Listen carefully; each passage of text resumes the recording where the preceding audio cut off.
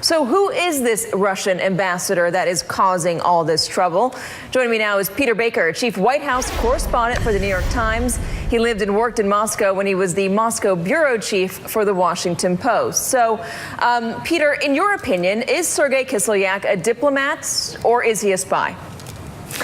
Well, look, in the Russian system, it's a distinction without a difference. If you're the ambassador from Russia in Washington, it's your job to get out and meet and cultivate American officials and to collect information. Whether he had any formal ties or not, I don't happen to know. But the truth is, what he was doing here in Washington is what ambassadors have done for an awful long time. The problem is that he did it with some officials from a campaign that wasn't yet in office, who then didn't necessarily tell the full truth about their contacts. And that's what's gotten both Michael Flynn and now Jeff Sessions in trouble. Well, is there any reason to believe that Kislyak was just meeting with Sessions because he was a senator, or was he meeting with him because he was a part of the campaign? After all, the Washington Post contacted all 26 senators in the Armed Services Committee, and none of them had met with Kislyak except for Sessions. Yeah, Ambassador Kislyak is a smart guy. He understood who Jeff Sessions was. He understood that Jeff Sessions was a real, insider with the Trump campaign, and he wanted to get to know the people who were involved with that possible new White House. No question about it. You know, it's a distinction that the ambassador probably wasn't making in his own mind, even if Attorney General Sessions made it today. The idea that you could be one and not the other.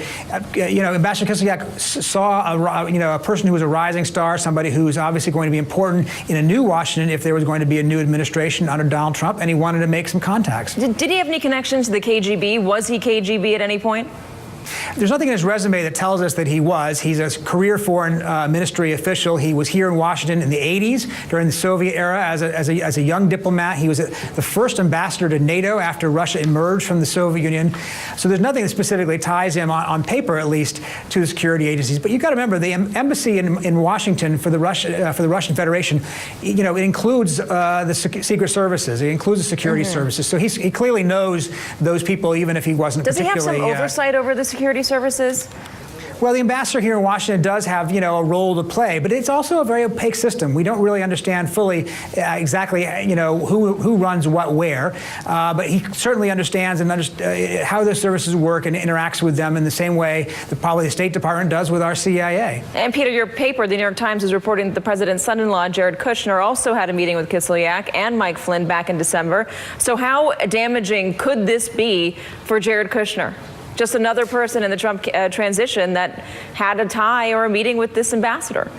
Well, I mean, again, the real reason why General Flynn and Attorney General Sessions have gotten in trouble is they didn't volunteer, at least, or did not fully answer questions that were asked to them about their contacts with Ambassador Kislyak. Nothing illegal about those meetings. And so, but I do think it raises questions about what were the larger ties between the Trump circle and Russia. And people have wondered about that, given the hacking and given the other issues we had during last year's campaign.